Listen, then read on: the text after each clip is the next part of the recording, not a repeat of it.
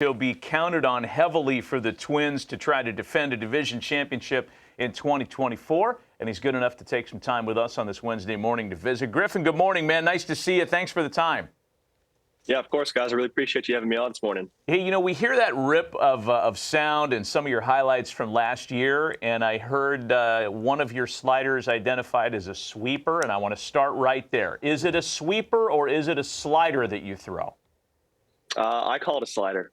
Thank you. Yes, we're getting back to making some sense. But There we go. Before we go anywhere else on that, I know that in terms of, you know, like how you've evolved as a pitcher the past couple of years, you don't throw your curveball anymore. Is that something that happened by design? Was that Pete Maki's influence? How did that decision come about? I think it was just natural with me moving to the bullpen. There wasn't just a need for it after not having to go through the lineup a couple times. So when you're in the bullpen, yeah, it's just you got to get out. So you got to get 3 outs and you got to throw your best pitches. And that was my fastball, my slider. All right, Griffin, look, I've heard from your teammates that you are extremely methodical with your training. I want to know what your training regimen is in the offseason. I wouldn't say the training's anything that special. I would just say that I'm very, routine-based. I like to have structure in my day. I just like to have a lot of thought process going into what I'm doing and why I'm doing it. Is that dating back, and for fans that aren't familiar with your background, you came out of the Air Force Academy. Is that kind of something that was bred into you by going to one of the military academies? Is that where it started?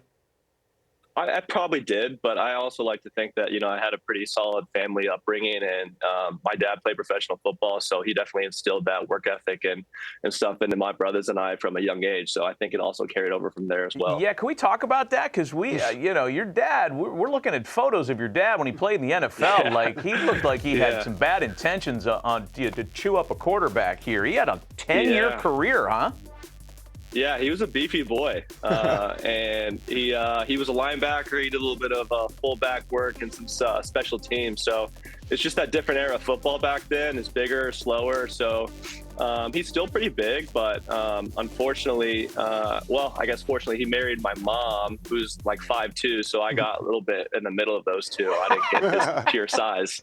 Griffin, you're straight out of Dos Equis commercial. You as I keep on reading about you, you just become, very interesting man. I saw that you went back to school, so you're actually working in postgrad, your master's degree, if I'm not mistaken. Can you please give us a little bit of insight into what that's all about?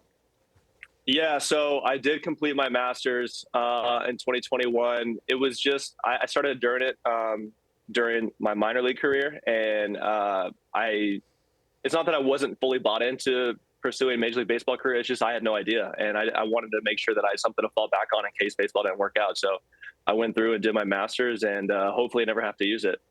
Hey, let's go back and talk a little bit about the 2023 season, Griffin. Great year for you, kind of a coming out party as a super reliable bullpen piece, and a great year for the Twins, right? I was in the ballpark when you guys clinched that weekend in September against the Angels.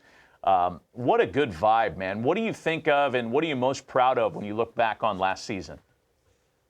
Yeah, I mean, every season's a unique trait to get through, and last season was no exception. So it was kind of a roller coaster for me personally. Had the birth of my daughter 2 days before opening day, so that obviously started off the season with some pretty loud fireworks. But performance was a bit up and down throughout the season. Found some strong months of consistent performance, but also went through a little bit up and down through the ringer. So looking forward to riding the ship a little bit and having more of that, consistent gradual incline and performance in 2024. Griffin, what are you feeling about the ball club? I mean, you just heard Buxton saying that he wants to play center field every single day. Carlos Correa saying that he's healthy. How do you feel about the tools that you guys have in that clubhouse to go ahead and repeat what you did last year? Yeah, we got everybody we have in-house and everybody we need.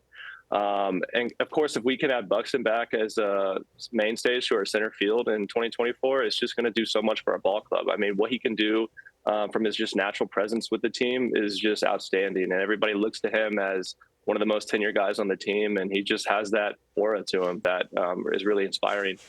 You know, the roster's changed a little bit from the division-winning team last year. The Jorge Polanco trade yesterday we learned of. Sonny Gray signs with the St. Louis Cardinals. But one guy that's returning, Jorge Lopez, your staff leader.